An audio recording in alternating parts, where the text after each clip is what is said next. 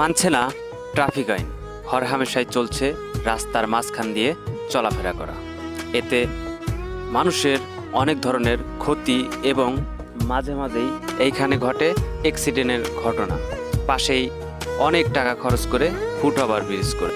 দেখলেন এই যে আপুটা রাস্তার ওই পাশ থেকে আসলো, একটা ট্রাক চলে গেল, মানে ওই পাশ থেকে কিন্তু ব্যানারের জন্য দেখা যায় না যে এই পাশে কোনো ট্রাক আছে।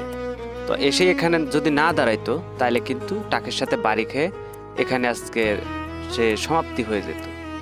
তো পাশেই ফুটওভার ব্রিজ, কিন্তু তারা এই ফুটওভার ব্রিজে উঠবে না, তারা রাস্তার মাঝখান দিয়েই চলাফেরা করবে। এটাই বাঙালি সর্বশেষ, এটাই বাংলাদেশের মানুষ, বাংলাদেশের এই অবস্থা।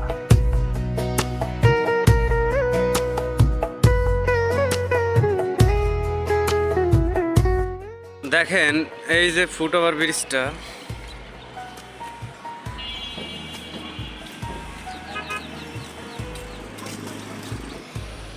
দুই পাশেই মানে ব্যানার, এই দেখতে পারতেছেন এই যে ব্যানারগুলো ছিঁড়া ফেলাইছে, এই যে ব্যানার টানানো, মানে সারা বোর ফুটওভার ব্রিজটা জুড়েই হচ্ছে ব্যানার।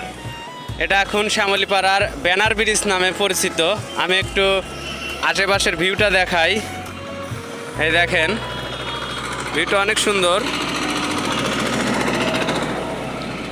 আর ব্যস্ততম কোলাহল এই রাস্তাটা সবসময় ব্যস্ত থাকে। আর ওভারব্রিজ দিছে, কিন্তু ওভারব্রিজে মানে লোকজন খুবই কম, সবগুলা লোক ওইখান দিয়ে যাতায়াত করতেছে, ওই যে মাঝখান দিয়েই।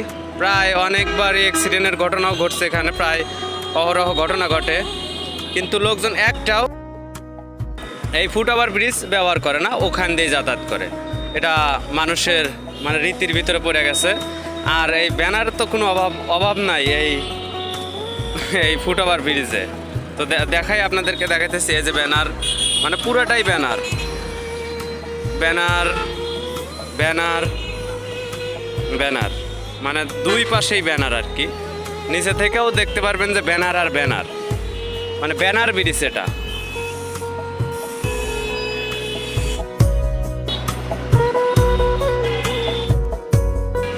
আর ফুটওভার ব্রিজের নিচে কিন্তু অনেক সুন্দর একটা চায়ের দোকান।